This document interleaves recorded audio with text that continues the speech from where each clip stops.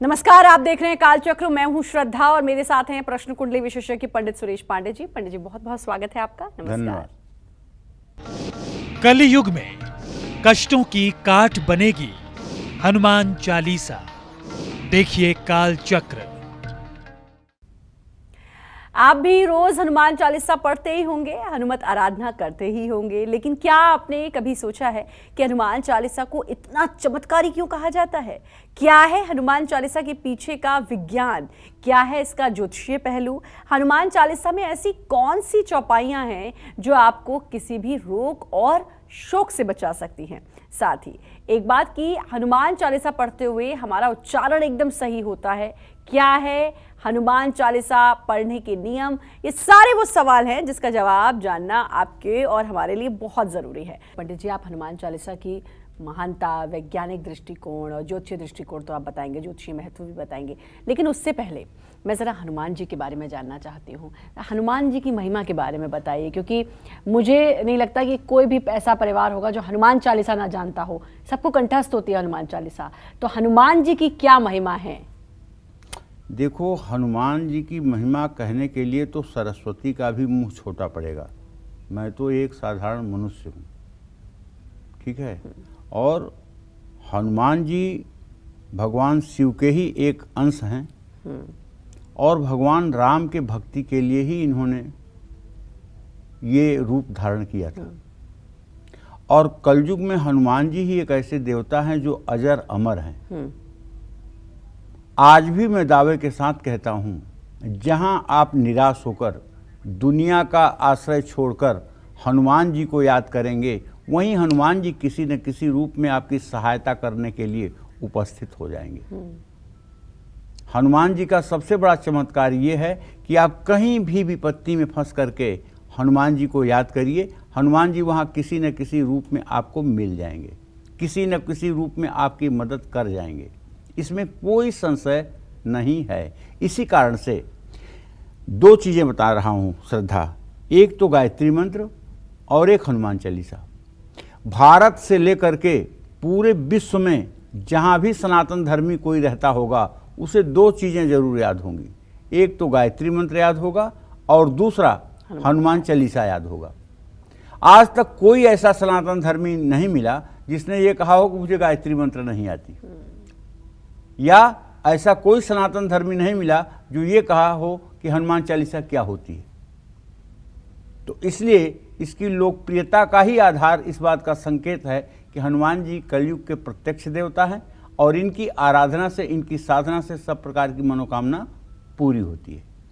तो हम आपको बताना चाहेंगे कि हनुमान चालीसा एक प्रकार से ज्योतिष के दृष्टि से अगर देखें तो भी ये कह सकते हैं कि सबसे पहले हनुमान चालीसा के विज्ञान के बारे में आप जान लीजिए। जैसे युग सहस्र योजन पर भानु, लील्यो ताहि मधुर फल जानू।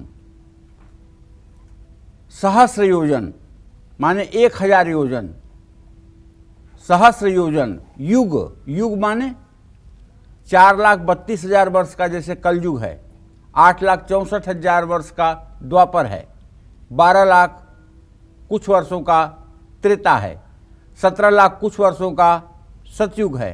तो इस तरह से 4 गुना करके सूर्य से पृथ्वी की दूरी को गोस्वामी तुलसीदास जी ने बताया है। इस दोहे का सीधा अर्थ है कि बजरंगबली ने एक युग, एक सहस्र योजन की दूरी पर मौजूद सूर्य को एक मीठा फल खाकर, एक मीठा फल जानकर खा लिया था।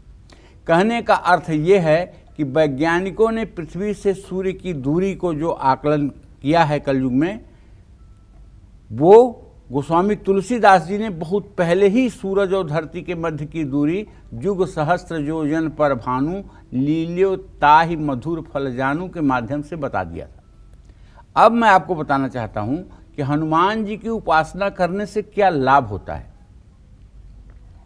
जो व्यक्ति नित्य हनुमान चालीसा का पाठ करता है, उसका आध्यात्मिक बल बढ़ता है। ऐसा व्यक्ति हर रोग से लड़ जाता है। हर दिन हनुमान चालीसा का पाठ करने से मन और मस्तिष्क को ऊर्जा मिलती है। हर रोज हनुमान चालीसा का पाठ करने से मन पर पड़े पुराने बुरे अनुभवों का भार कम होता है। तनाव से मुक्ति के लिए हर रोज दोनों समय हनुमान चालीसा का पाठ करने से बहुत लाभ मिलता है। मनोबल बढ़ाती है हनुमान चालीसा। हनुमान चालीसा अकारण भय और तनाव को मिटाती है। हनुमान चालीसा हर तरह के रोग को मिटाती है। हनुमान चालीसा हर तरह संकट से रक्षा करती है। हनुमान चालीसा किसी भी तरह का नज़र दोष हो तो उसमें हनुमान चालीसा पढ़ने का बहुत लाभ मिलता है। नकारात्मक सोच और नकारात्मक ऊर्जा को दूर करती है हनुमान चालीसा। ग्रहों के बुरे प्रभावों को कम करने में मदद करती है हनुमान चालीसा। भय और डर को समाप्त करती है हनुमान चालीसा। तन मन और पारिवारिक कलेश को मिटा सकती है हनुमान चालीसा। बुरी संगत और बुराइयों से दूर रखने में मदद करती है हनुमान चालीसा। इस तरह से हनुमान जी सारे सृष्टि में अगर देखा जाए तो ब्रह्मचर्य के प्रतीक हैं। क्या है हनुमान जी? ब्रह्मचर्य के प्रतीक हैं। और ब्रह्मचर्य बहुत बड़ी बात है। ब्रह्मचर्य कोई छोटी बात नहीं है।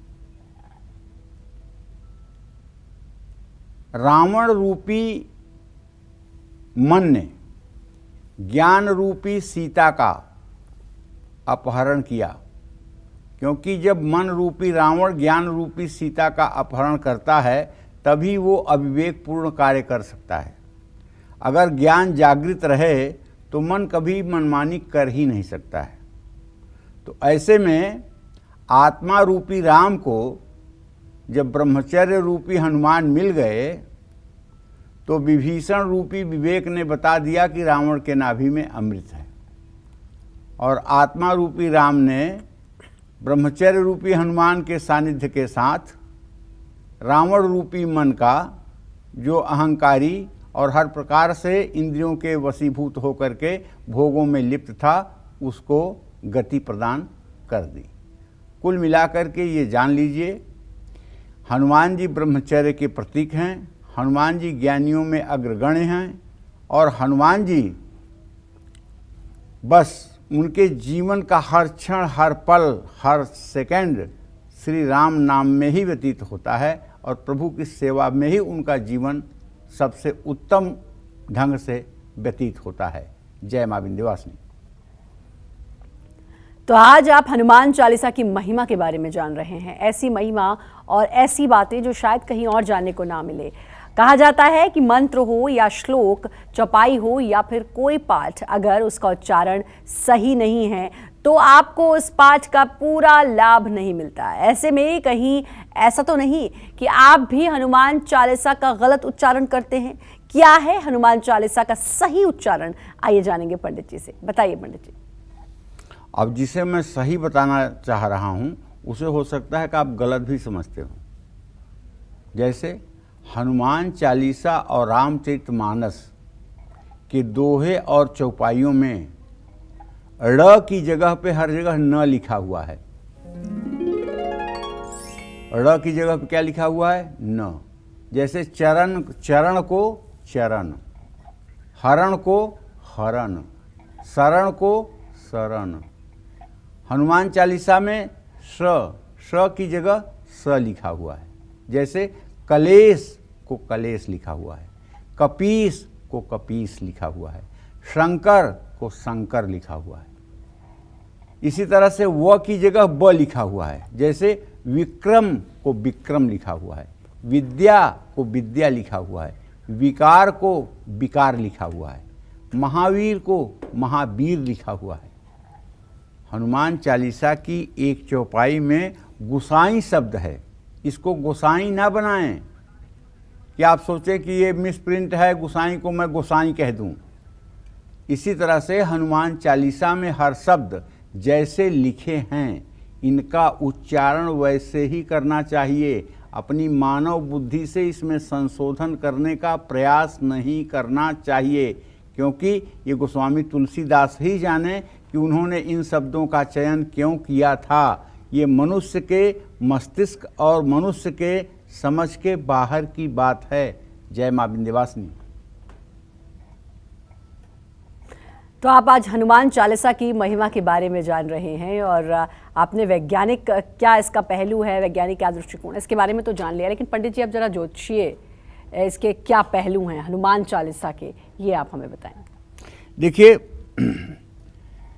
जब भी इस चराचर जगत में एक छोटा सा तिनका भी इधर से उधर होता है, उसका भी अपना एक ज्योतिषीय पहलू होता है। और हनुमान जी का तो बहुत बड़ा ज्योतिषीय पहलू है। जैसे ज्योतिष शास्त्र में शनि और मंगल ये दो ऐसे ग्रह हैं कि इनकी पूजा उपासना, इनको प्रसन्न करना हर नागरिक चाहता है। शास्त्रों में कहा गया है कि सिर्फ और सिर्फ हनुमान की उपासना से शनि ग्रह की शांति हो जाती है। जिन लोगों पर शनि की 19 वर्षों की महादशा चल रही है, या शनि की 7.5 साल की 7.5 है, या जिन लोगों के ऊपर शनि की ढैया चल रही है, उनको रोज हनुमान चालीसा का पाठ करना चाहिए। शनिदेव की कृपा पाने के लिए हर शनिवार हनुमान चालीसा या सुंदरकांड का पाठ करना चाहिए। उलटी पुलटी कपिलंका जारी, कूदी पड़े पुनि सिंधु मझारी। कहते हैं, एक कथा आती है कि रावण ने शनिदेव को उल्टा करके लंका में बांध दिया था। जब हनुमान जी के पूंछ में कपड़ा लपेटा गया, तेल घी डाला गया, आग लगाई गई, रहा नगर न बसन घृत तेला, बाढ़ी पूंछ की न कपि खेला।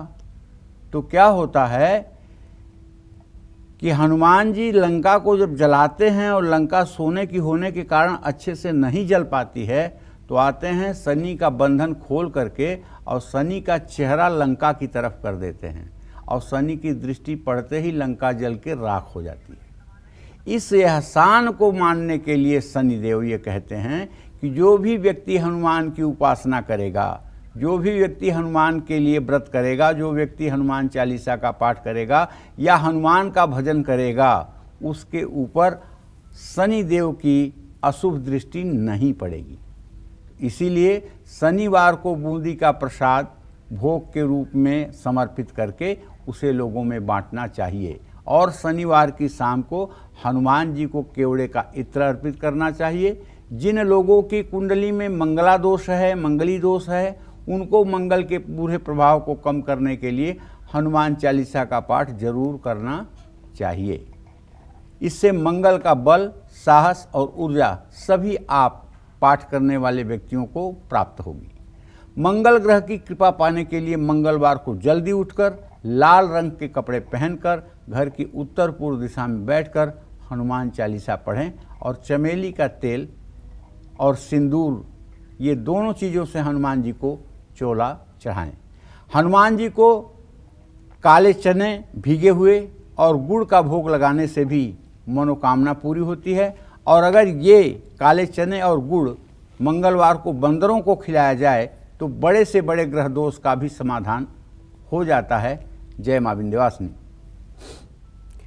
एक सवाल मेरे मन में पंडित जी, क्योंकि हनुमान जी के लिए कहते हैं कि महिलाओं को उनकी पूजा नहीं करनी चाहिए, ऐसे ही शनिदेव के लिए भी कहते हैं। कितनी सही है ये बात, या फिर ये केवल एक भ्रम फैला हुआ है? कहीं मैंने किताब में नहीं पढ़ा है कि महिलाओं को जो है हनुमान जी की पूजा नहीं करनी चाहिए। अलिंगे अस्मद युष्मदी। देखो श्रद्धा, इस शरीर का लिंग तो है, लेकिन आत्मा का कोई लिंग नहीं है।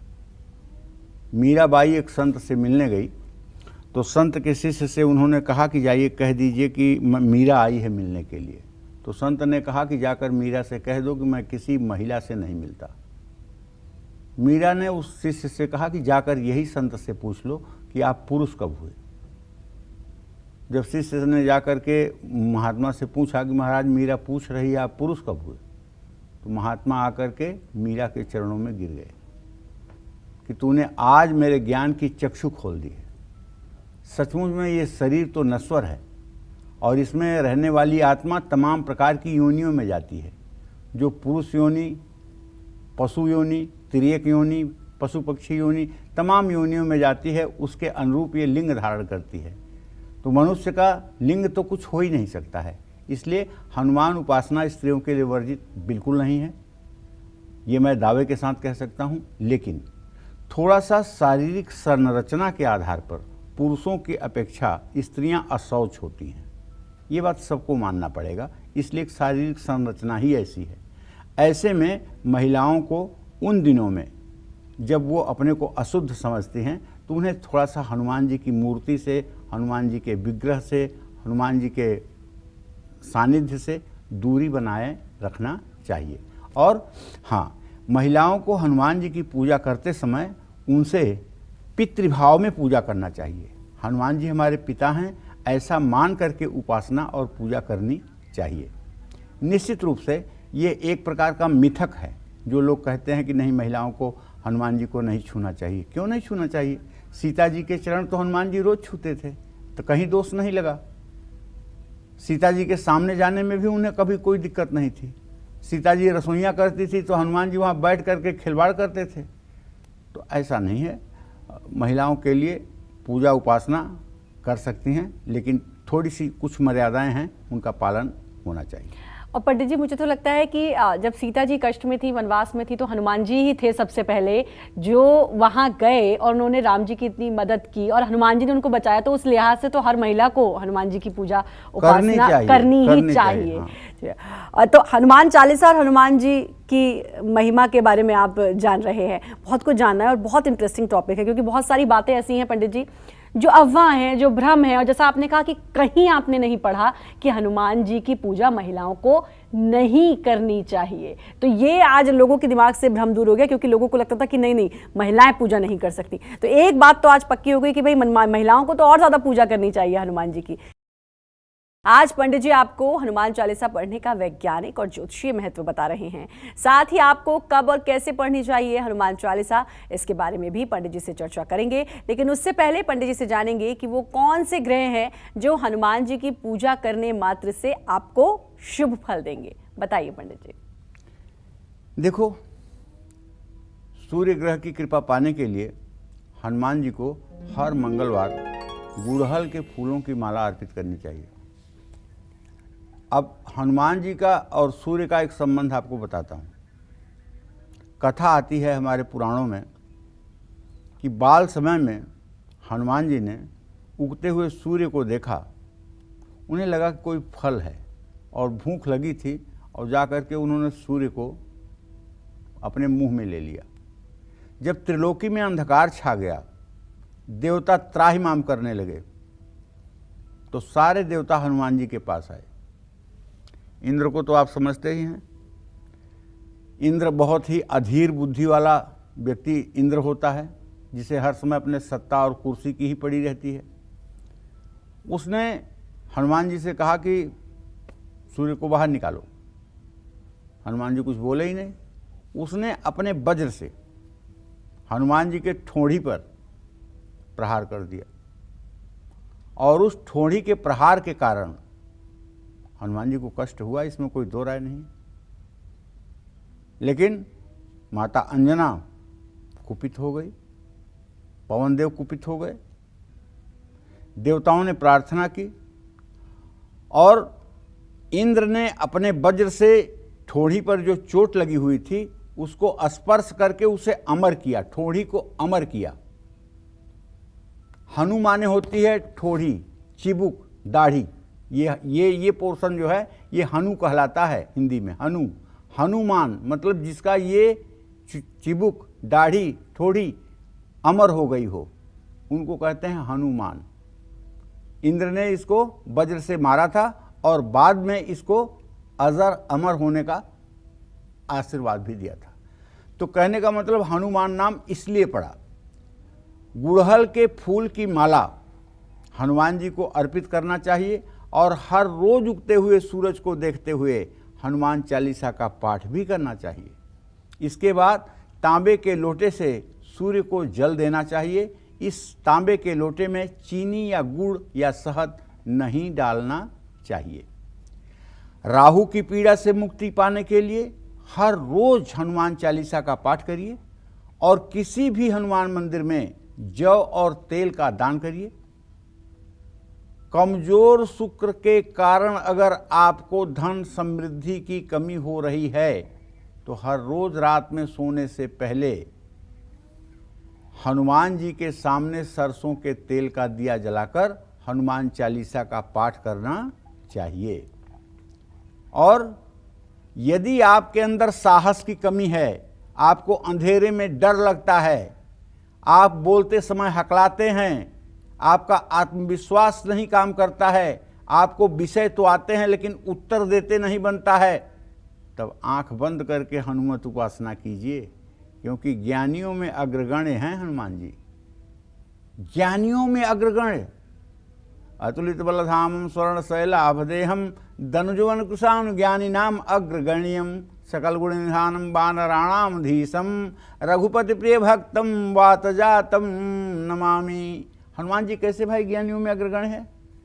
तो जब लंका में पहुंचते हैं और विभीषण का घर देखते हैं तो बिना किसी के परिचय के हनुमान जी कहते हैं, यह सन हठि करी हूँ पहचानी साधु ते होई न कारज हानि। जैसे आपके देश में आपके दुश्मन देश का कोई आकर के और जासूसी कर रहा हो और आपको बता दे कि मैं जासूस हूं, तो ये बहुत बड़ी ढिठाई वाली बात नहीं है।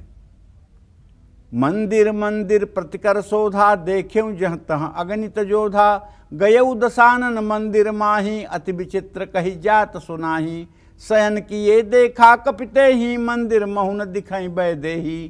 कहने का मतलब है हनुमान जी ने एक एक घर लंका का ढूंढा और यहाँ तक कि वो रावण के घर में गए और वहाँ भी उन्होंने रावण को सोते हुए तो देखा लेकिन माता जानकी को नहीं देखा।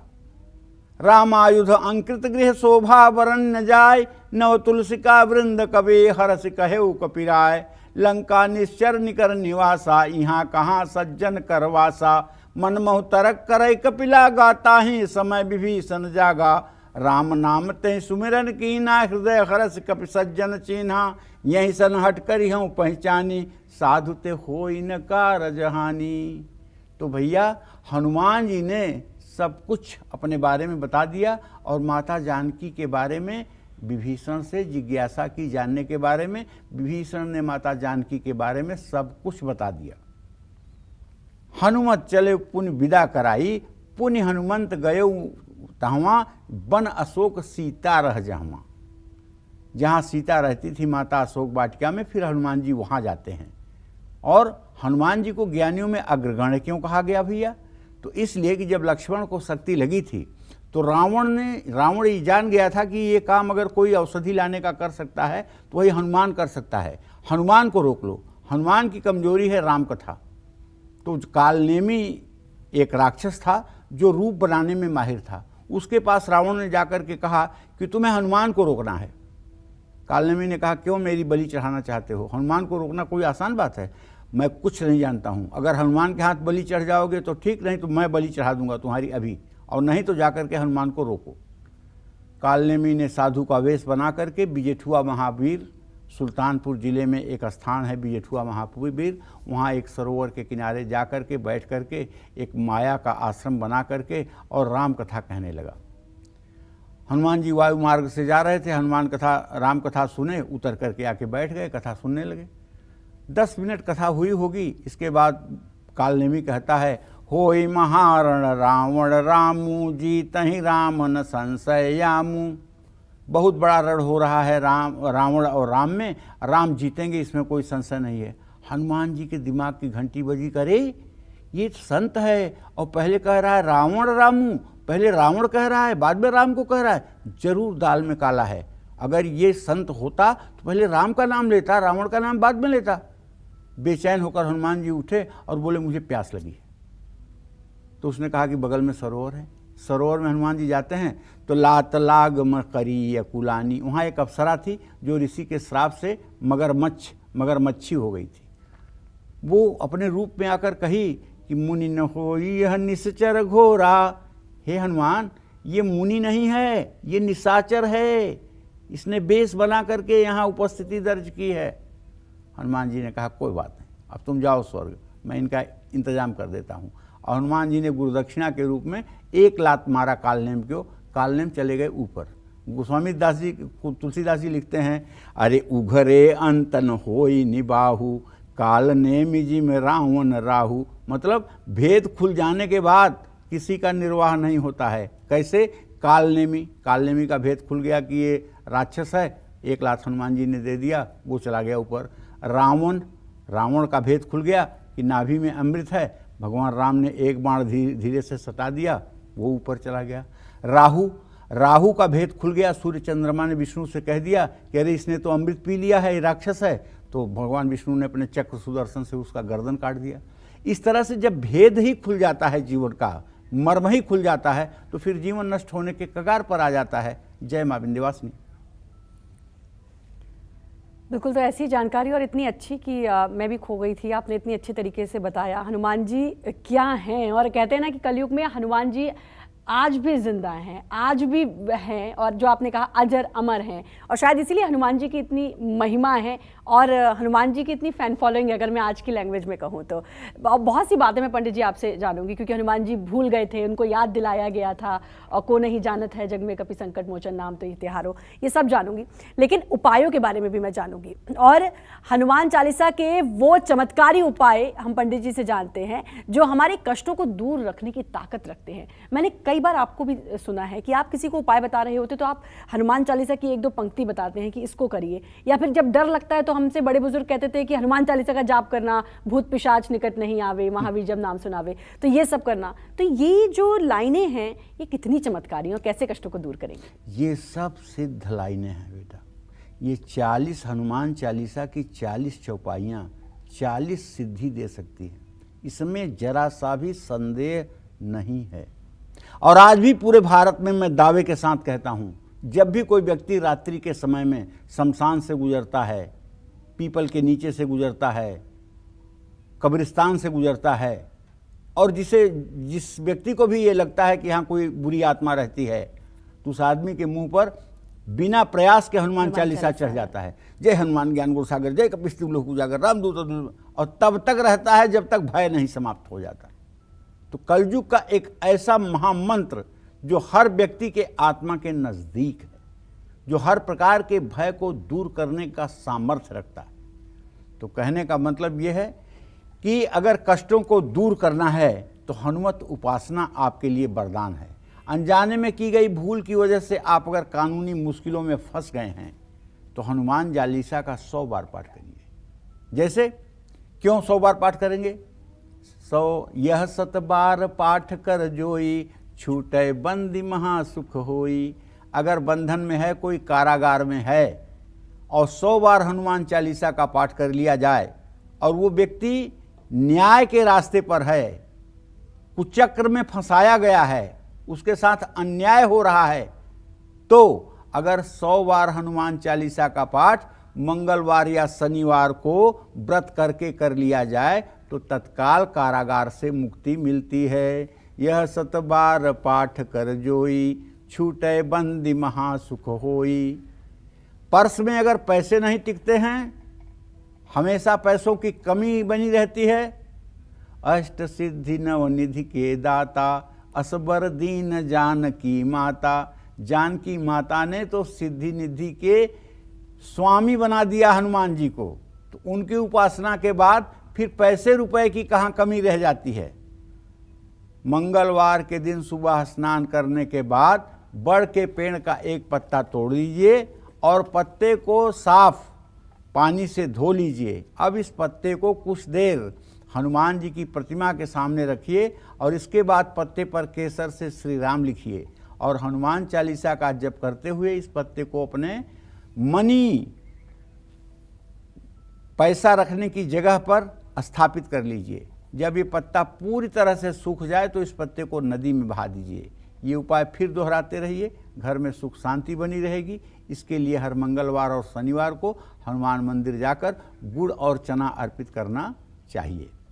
घर में सुबह शाम हनुमान चालीसा का पाठ करने से हर प्रकार की रिद्धि सिद्धि घर में बनी रहती है।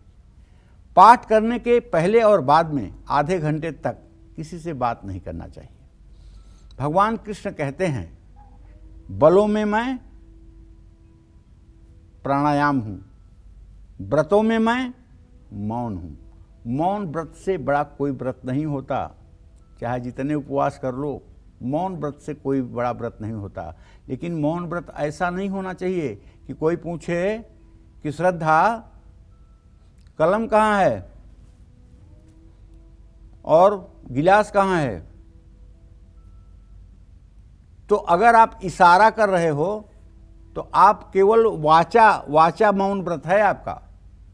और मौन व्रत होना चाहिए मनसा वाचा कर्मणा, मन से, वचन से और कर्म से, तीनों से आप जब मौन हो जाते हैं तब ये होता है श्रेष्ठ मौन व्रत। मतलब पत्थर की मूर्ति की तरह आप हो जाएं। कोई एक्टिविटी और किसी बात पर आपके अंदर रिएक्शन नहीं होना चाहिए। इस तरह का व्रत यदि आधे घंटे नित्य कोई व्यक्ति कर ले तो मैं विश्वास के साथ कह सकता हूँ ऐसे व्यक्ति के जीवन में दुर्लभ से दुर्लभ मनोकामना भी पूरी होती है। 21 दिनों तक ऐसा करने से हनुमान जी की कृपा आप पर हर समय बनी रहेगी। और ये बहुत बड़ा व्रत है, कहने के लिए आधा घंटा बड़ा कम लग रहा है। आप 2 मिनट मनसा वाचा कर्मणा अगर अपने आप को रोक लें तो मैं कहता हूँ कि आप धन्य हैं और आपकी माँ की कोख धन्य है जिसने आपको पैदा किया है। ये आसान बात नहीं है। मनसा वाचा कर्मणा शिथिल होना ये आसान नहीं है। ये कहना आसान है लेकिन ये होना आसान नहीं है। इसके लिए अभ्यास करना चाहिए। अपि चित्तम समाधातुम न शक्नोषि मयि स्थिरम।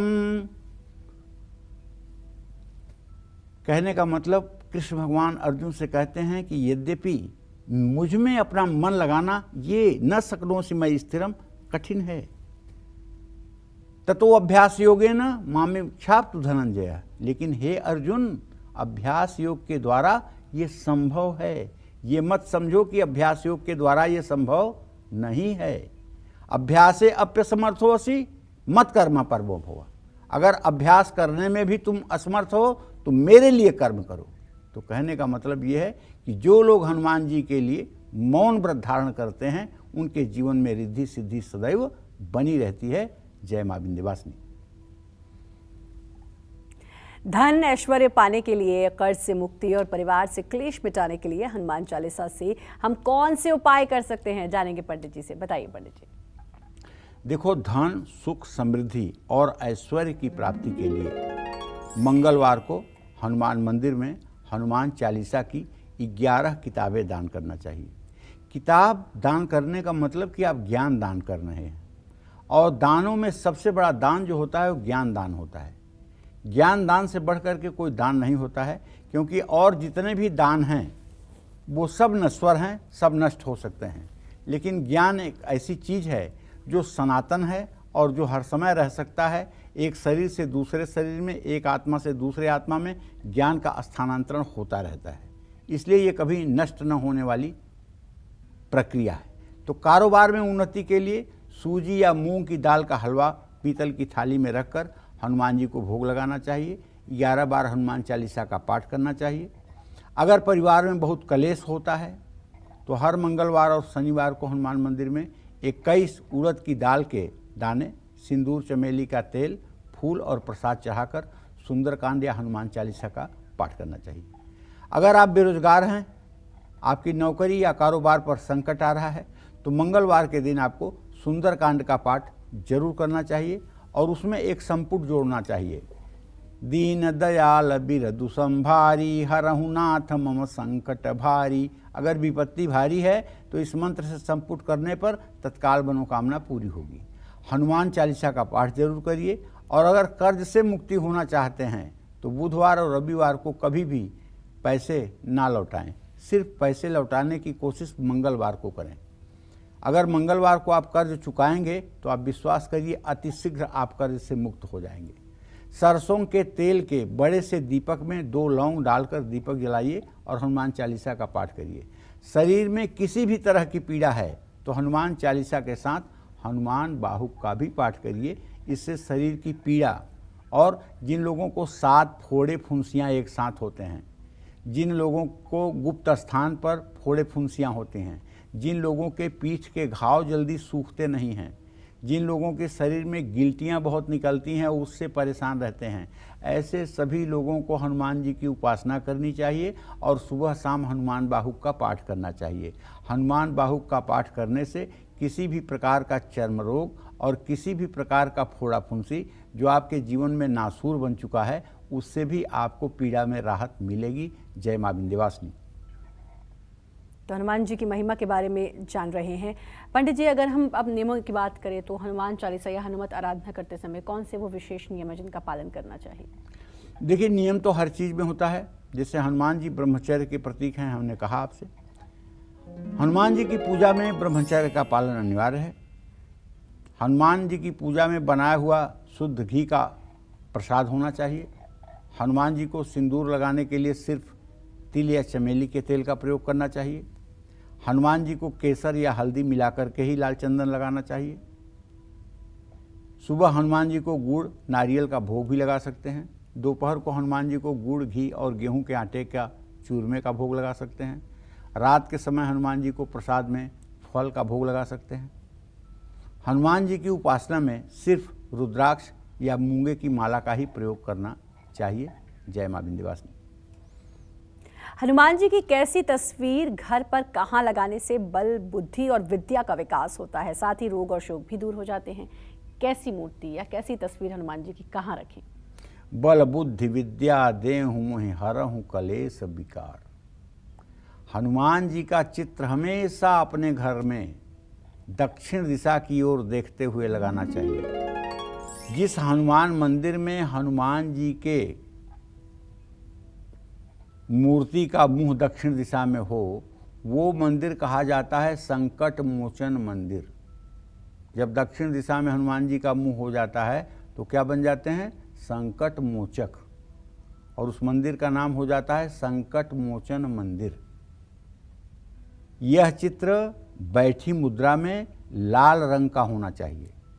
दक्षिण दिशा की ओर मुंह करके हनुमान जी का चित्र शुभ है, क्योंकि हनुमान जी ने अपना प्रभाव सबसे ज़्यादा इसी दिशा में दिखाया है।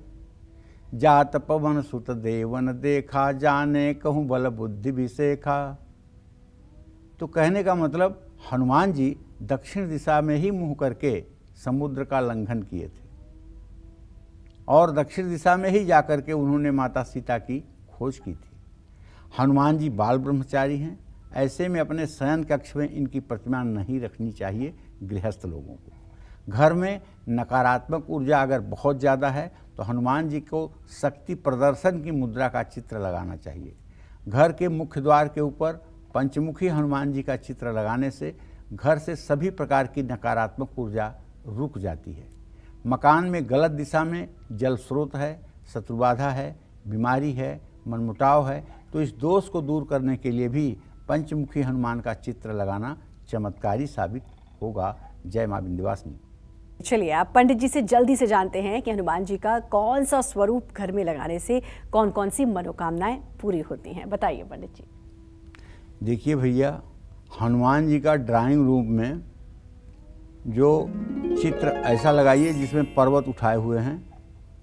हनुमान जी का चित्र श्री राम का भजन करते हुए, हनुमान जी का चित्र आपके अंदर बल, साहस, विश्वास और जिम्मेदारी की अगर कमी है तो पहाड़ उठाते हुए, हनुमान जी का चित्र घर में लगाइए। परिवार में कलेश रहता है तो हनुमान जी का ऐसा चित्र लगाइए जिसमें वो राम भक्ति करते नजर आ रहे हों। कोई मुश्किल लक्ष्य को प्राप्त करने के लिए उड़ते हुए हनुमान जी का चित्र अपने घर में लगाइए। किसी भी कार्य में सफलता प्राप्ति के लिए लंका दहन करते हुए या राम लक्ष्मण को अपने कंधे पर बिठाकर उठाए हुए हनुमान जी का चित्र अपने घर में लगाइए। इन सब चीज़ों से देखिए, जिस भाव में आप हनुमान जी को पुकारेंगे उसी भाव में वो आपके सामने आएंगे। अगर आप भक्त हृदय बनकर के उन्हें पुकारेंगे तो आपको भवसागर से पार करने में वो मदद करने के लिए आएंगे। अगर उन्हें आप इस जीवन संकट से उबारने के लिए बुलाएंगे, वो ऐसा करने भी आएंगे। हर प्रकार की मनोकामना पूरी करने की सामर्थ्य उन्हें सीता मैया ने दे दी। जगत जननी जगदम्बा सीता मैया ने इतना आशीर्वाद भर भर के दिया है हनुमान जी को कि अब हनुमान जी को इस त्रिलोकी में किसी और चीज़ की आवश्यकता नहीं है। हनुमान की उपासना करने वाला कोई व्यक्ति जीवन में कभी दुखी नहीं हो सकता है। इस बात को एकदम लक्ष्मण रेखा आप मानिए। हनुमान जी का स्मरण मात्र करने से दुखों का विनाश हो जाता है, इसमें कोई संशय नहीं है। जय मां विंध्यवासिनी। तो बिल्कुल दुखों का नाश हो जाता है और हनुमान जी से जुड़ी हुई बहुत सारी बातें हैं पंडित जी। फिर भी समय का ख्याल रखते हुए मैं कुछ जानना चाहूँगी। एक तो जो मैंने जिसका पहले जिक्र भी किया कि जब पुल बनाया जा रहा था और उस समय हनुमान जी को याद दिलाई जाती है उनकी शक्तियाँ, और उसके बाद फिर हनुमान जी को याद आती है उनकी शक्तियाँ, वो जो कथा है, वो जो स्टोरी है, वो आप बताइए। कौन सो काज कठिन जग माही, जो नहीं होत तात तुम पाही। ठीक है। का चुप साधि रहे बलवाना। मतलब हनुमान जी के बारे में कहा जाता है कि हनुमान जी को जब उनके बल का याद करवाइए तभी याद होता है। कनक भूधराकार शरीरा, समर भयंकर अति बलबीरा। हनुमान जी को जब जामवंत कहते हैं, जामवंत के बचन सुहाए, सुनि हनुमंत हृदय तब हृदय अति भाए। तब लग मोहि परखें तुम भाई, सही दुख कंद मूल फल खाई। जब लगी आवहु सीत ही देखी, होई है काज मोहि हरस बिसेखी। अस कह नाई सबन कर माथा, हरस चले ही धरि रघुनाथा।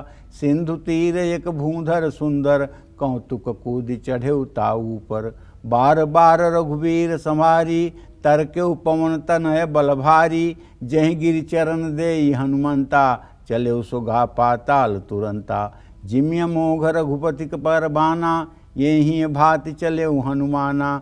जल निधि रघुपति दूत बिचारी, तय मैं नाक हूँ श्रमहारी। हनुमान तहि परसा, कर पुन कीन प्रणाम। राम काज कीन्हे बिना, मोहि कहाँ विश्राम। हनुमान जी ही एक ऐसे भक्त हैं जो प्रभु श्री राम के कार्य को अधूरे पर छोड़ करके विश्राम नहीं कर सकते हैं।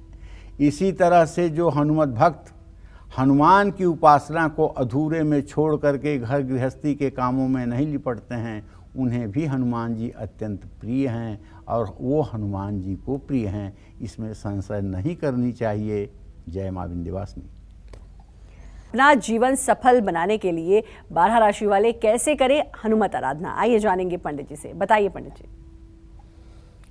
देखिए, वैसे तो हनुमान जी की सबको आराधना एक जैसी ही करनी चाहिए, लेकिन राशियों के अनुसार अगर आप विशेष रूप से पूजा उपासना शुरू करें तो इससे विशेष मनोकामना की पूर्ति भी होती है। जैसे मेष राशि के जातक मंगल से प्रभावित होते हैं, ऐसे लोगों को एक मुखी हनुमंत कवच का पाठ करना चाहिए और हनुमान जी को बूंदी का प्रसाद चढ़ाना चाहिए। यदि आपकी वृषभ राशि है तो आपको रामचरितमानस में जो सुंदरकांड लिखा हुआ है उसको सूर्यास्त के बाद घी का दिया जलाकर हनुमान जी की मूर्ति के सामने सुंदरकांड का पाठ करना चाहिए और हनुमान जी की प्रतिमा के सामने मीठा रोट बना करके उसका भोग लगाना चाहिए और लोगों में बांटना भी चाहिए। इसी क्रम में जो मिथुन राशि के जातक हैं उन्हें चाहिए प्रभु हनुमान की पूजा उपासना के बाद अरण्य कांड का पाठ करें और हनुमान जी को भोग प्रसाद अर्पित करने के बाद एक पान का बीड़ा भी चढ़ाएं। कर्क राशि के जातकों को चाहिए पंचमुखी हनुमंत कवच का पाठ करें, इससे मनोकामना पूरी होगी।